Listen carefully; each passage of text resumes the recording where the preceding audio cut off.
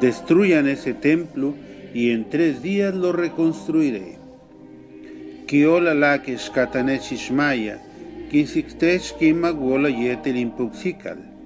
Beglae o ochpel domingo ti cuaresma, Jesús cuyesi cuba helvish jumpel templo, cun pabil te cruzo yetel cunca o acumbil yetel uput kustal.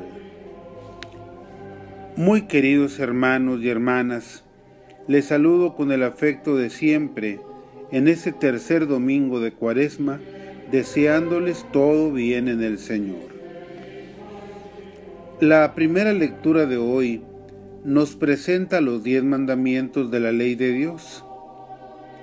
Quizá para algunos les sea un poco difícil escuchar los mandamientos en una época en que se vive con un pensamiento relativista, el cual postula que el individuo es la medida de sí mismo y que nada ni nadie debería imponer reglas, especialmente de orden moral.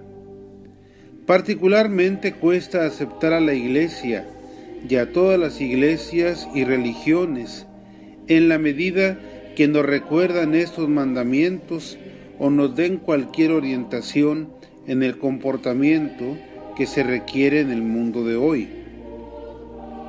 Pero las reglas las hay por todas partes, en el deporte, en el trabajo, en cualquier agrupación, sin olvidar las leyes de cada nación y pueblo, pues las reglas y las leyes son indispensables para la sana convivencia humana. Por otra parte, los mandamientos corresponden perfectamente a lo que la ley natural le dicta a cada persona en su conciencia.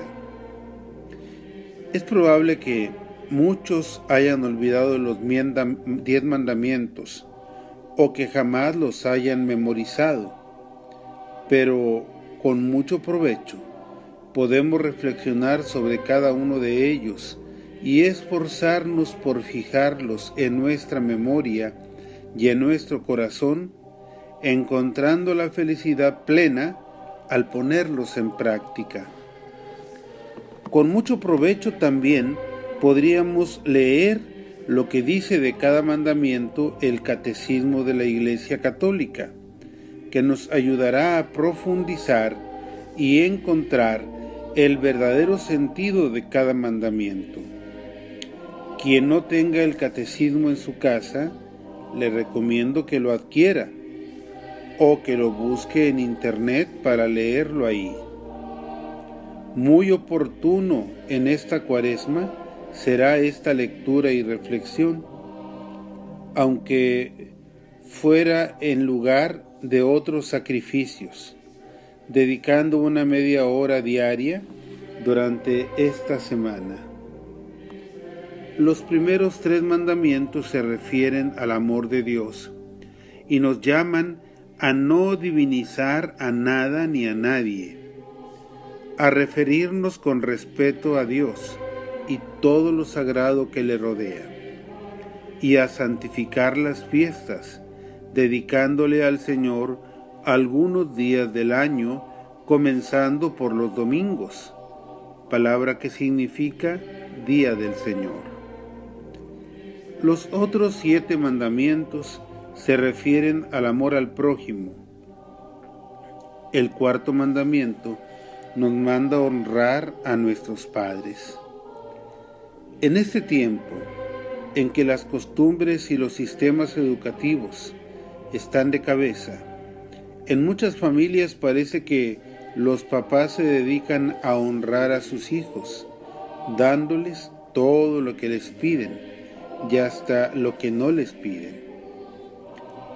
Otras personas que representan a los papás y que deberían ser una extensión de su autoridad, como los maestros en la escuela, se sienten siempre en peligro de ser acusados por exceso de autoridad. Veneremos a nuestros padres y demás autoridades con la obediencia y el respeto que nos merecen.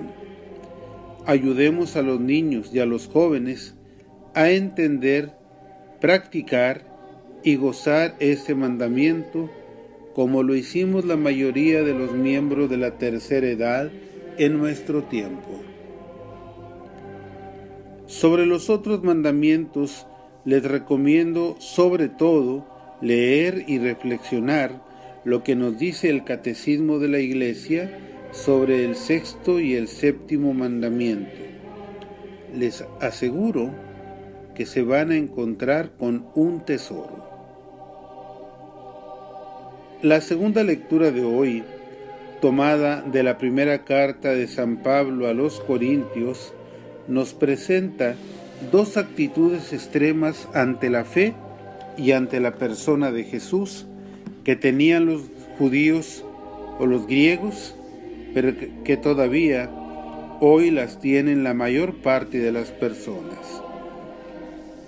Hoy, al igual que los judíos de aquel tiempo, muchos esperan milagros para poder creer. Y al igual que los griegos de aquel tiempo, muchos quieren entenderlo todo desde la lógica humana o desde los postulados de las ciencias. Pero los cristianos ofrecemos como carta de presentación la cruz de nuestro Señor Jesucristo, escándalo para los judíos y locura para los griegos. El Santo Evangelio de hoy, según San Juan, nos presenta la expulsión de los vendedores del templo. Jesús, en forma violenta, con un látigo hecho de cordeles, echa fuera a los vendedores del templo con sus vacas, ovejas y palomas, que se vendían para ser ofrecidos en sacrificio. Y a los cambistas les tumba las mesas con todo su dinero. El reclamo de Jesús es este: quiten todo de aquí y no conviertan en un mercado la casa de mi Padre. El comercio no es malo en sí mismo, pues es necesario para que las personas obtengamos por intercambio los bienes que necesitamos para nuestra vida. El comercio se vuelve malo cuando es injusto, sea en transacciones personales o internacionales. Hay una injusticia generalizada cuando la mayoría de las personas, por su bajo salario, no tienen acceso a los bienes indispensables para una vida digna. Definitivamente que llevar el comercio a las cosas de Dios puede convertirse en un verdadero sacrilegio cuando se realiza dentro del templo o cuando la persona no puede acceder a un sacramento por lo que debe pagar a cambio. En ese caso el pecado se llama simonía. Jesús defiende el templo y ojalá que cada uno de nosotros respete y haga respetar todos nuestros templos, aunque se trate de la más humilde capilla, pues son casas de oración. Hay un signo profético en esta acción de Jesús, pues ya no harán falta más víctimas, ya que Él será la única víctima, que con su sacrificio único traerá la salvación para todos, con el perdón de los pecados que aquellas víctimas no podían alcanzar. Además, hay otra profecía al anunciar Jesús que el templo de su cuerpo iba a ser destruido y Él lo reconstruiría en 3 días. Profecía que cumplió con su muerte en la cruz y su resurrección de entre los muertos al 3er día. De ahora en adelante Jesús es el único templo que nos congrega, sea en una enorme basílica o sea en una pequeña capilla o aún fuera de un edificio sagrado, pues donde estemos los cristianos reunidos por nuestra fe en Cristo, aunque solo seamos 2, Jesús estará en medio de nosotros como lo prometió. Cualquiera puede creer al ver un prodigio, como muchos creyeron en Jesús en aquellos días al ver los prodigios que hacía. Pero Jesús no se fiaba ni se fía hoy por esta clase de fe, pues Él conocía y conoce lo que hay dentro del corazón de cada uno. Muchos pueden engañarnos, como sucede a veces en algunas campañas políticas, así como cada uno de nosotros puede engañar a otros con falsedades y dobleces, pero al Señor nadie lo engaña.